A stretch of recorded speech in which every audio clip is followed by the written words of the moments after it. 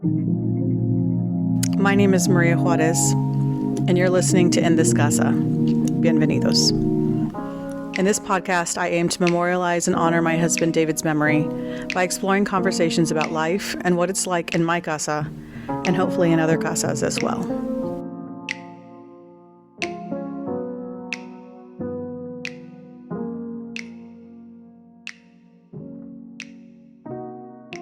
Welcome back to In This Casa, and thank you for joining me.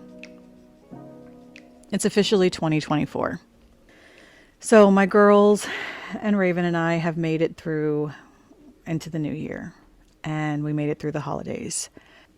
And I know I talked about it a little bit on the last episode, and how I work really hard to just power through the holidays. I kind of had the same issue with New Year's. I got through it, and then the next couple of days, I was just extremely emotional and crying, and it was difficult. For Christmas, we did what we always do. We had dinner at my sister-in-law's. She always hosts us every year. And then we stay until after midnight, open gifts, and then the next day we celebrate with my family. And then for New Year's, for the past 10 years, David and I and the girls go eat at our favorite Japanese restaurant in Bishop Arts District. And then we do whatever we're going to do for the rest of the evening for New Year's. And so I almost didn't make that reservation this year, but I did end up making it. And the girls and I and my mom went to go have our traditional New Year's Eve dinner at Zen. And then afterwards, we came home, and actually David and I had earlier in 2023, Ralph Barbosa had released a schedule for him performing at the Addison Improv on New Year's Eve very early in 2023. And when we got the email saying that was available, David and I were like, we should do that for New Year's. We should go with my sister and her husband and her best friend, who's also our business partner, and her husband. And so the idea was that the six of us would go and because we spend New Year's together every year anyway. We're usually just in my sister's backyard instead. But the kids are getting older, so it was an idea that we could do something different this year. So we bought a table. And around Thanksgiving, I talked to my sister about it, and my brother-in-law, and I was considering selling the table on StubHub because I was like, I just don't think I want to go. Like, I don't want to celebrate New Year's Eve and be doing the countdown, especially in public, without my husband. And I talked to them about it.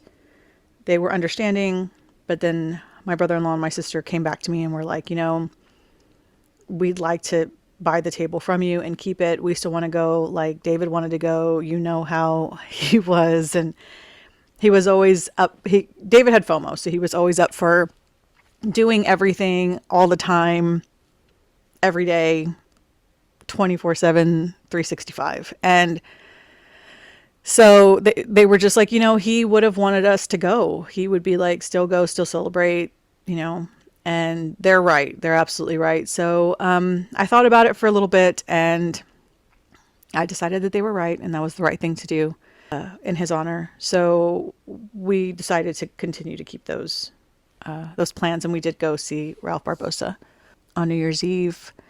David and I had taken our daughter Bella earlier in the year to go see him. I think when he had his HBO, like he was on the HBO specials, he just really caught my attention. I think he's really hilarious. And so I had started following him then, kind of pre-George Lopez podcast.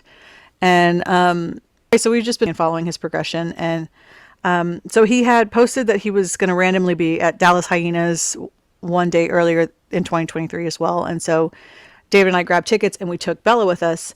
So just the three of us went, and that was really nice. So since we had already taken Bella to go see Ralph Barbosa on New Year's Eve, I invited Sarah to go with me. And so she agreed to go with me, which was nice of her to spend time with her mom on New Year's Eve instead of her friends, considering she's a teenager. And we went. So we went with my sister and brother-in-law and Wendy and Jesse. And it was nice. And it was hilarious. We had a great time. David would have loved it. And we did the countdown there, and then we came home and I went to bed, and I bought grapes. Typically every year I make black-eyed peas and I deliver them to Mandy's household and to Wendy's household. And I didn't make them this year. I usually actually deliver grapes, black-eyed peas, and champagne and sparkling cider because the kids were always younger, and so that way they could toast and the grown-ups could toast. This year I did buy grapes, but I did not make black-eyed peas and I did not deliver champagne, and I didn't even eat the grapes myself. And I'm huge on traditions and rituals, rules, boundaries. Things like that are really important to my personality. And yeah, I just couldn't bring myself to eat the 12 grapes. Not that I don't believe in that cultural ritual anymore, but I think I was just coming into 2024 feeling very not enthused about it. I'm not excited about this year. I'm not looking forward to finishing out all of the first that will happen this year without David. I'm not looking forward to figuring out who I'm supposed to be now as a widow without my husband.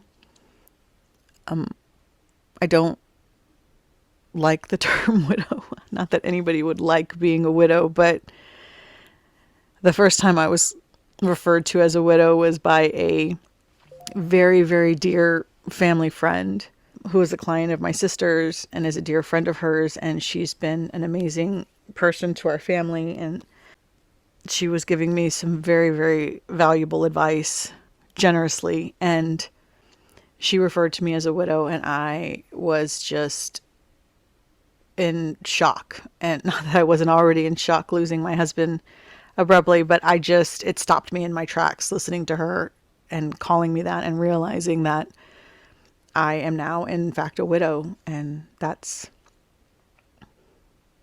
side note, it's also like crazy because I never really noticed before, like when you fill out paperwork that you have to indicate whether you're like single or married.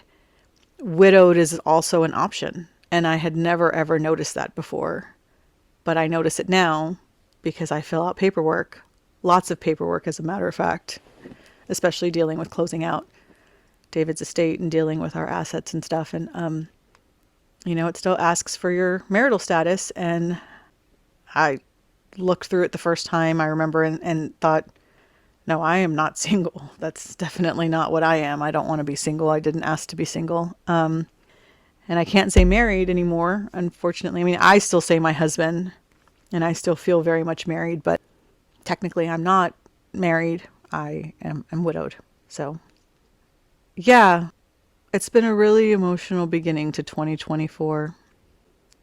Here pretty soon, I'll be taking Sarah back to school to start her winter quarter, and we're going to drive her car. So I'm looking forward to that. I've made some plans so that way we can rest along the way. It's going to be like a 4-day drive since we're driving all the way to California, so we can break up the drive and be safe about it. And I have included a stay in Joshua Tree for a whole day, so that way we can rest and relax and just decompress.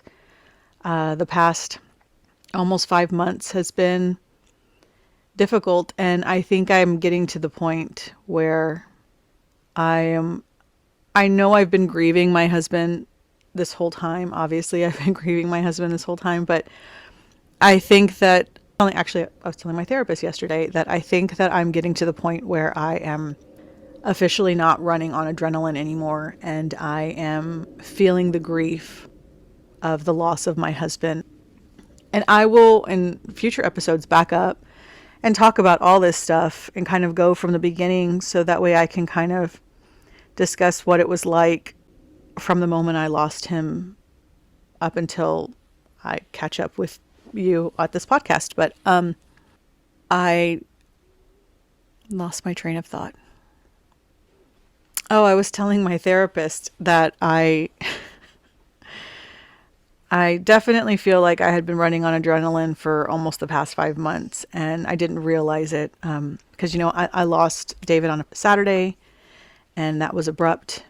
And like I said, I'll go through all the details of that, but there was a lot of trying to figure out information. And then I had to start making arrangements for him. Immediately, I was concerned because of the nature of his death that, I was concerned in regards to our financial state and our home and things like that. So I immediately went into like crisis management mode, which is so my personality. Like I am a super, super calm under pressure, calm in a crisis person. It's just the nature of who I am. And so I kind of obviously I was crying and crying, but I guess I wasn't as hysterical as I thought I might be. I just cried a lot, cried very, very hard and a lot, but I just got up and went through the motions of what needed to be done. And, he passed a week later.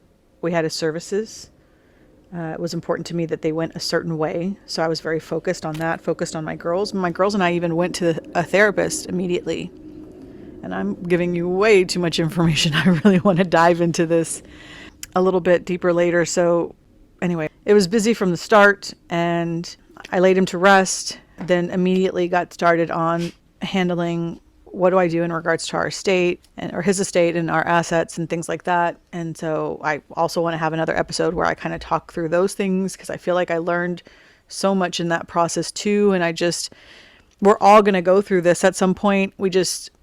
I feel like maybe it is talked about sometimes and people do talk about these things, but it's so like high level.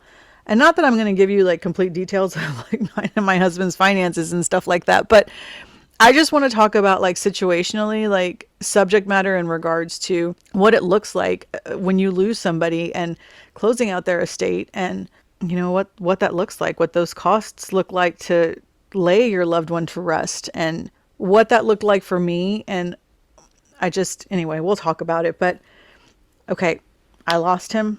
We laid him to rest. I immediately got started on trying to figure out what was going to happen in regards to the estate. Also immediately started to like try to figure out what was happening in regards to Sarah's school.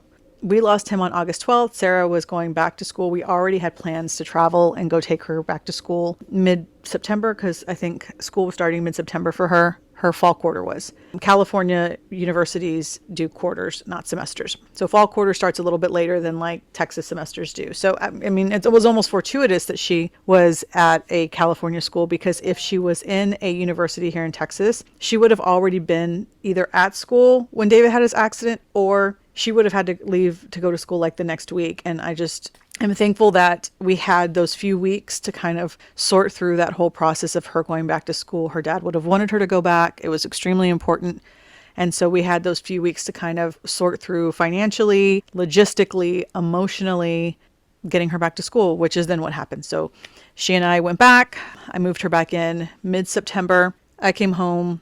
At that point, I had made plans for her to come home every month until the fall quarter was over, just to help her acclimate back into her college life and career with the loss of her dad. So I was planning on her coming back in October. We had a family event that was happening in October that I wanted to make sure that I still represented my husband and myself at. So I needed to get that in line. I needed to start back at work.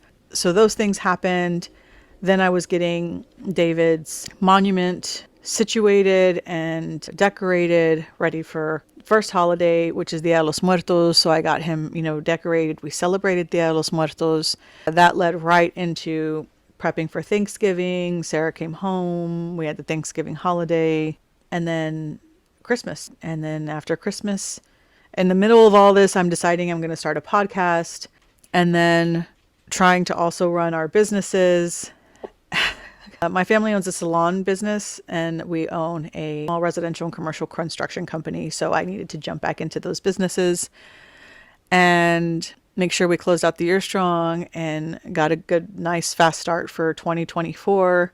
Bella had finished cosmetology school. She was in the process of getting all of her testing done for her license and just trying to get her situated. And then Christmas and New Year's, and here we are now. So all of that to say that all of that was happening in these past, 4.5, less than 5 months.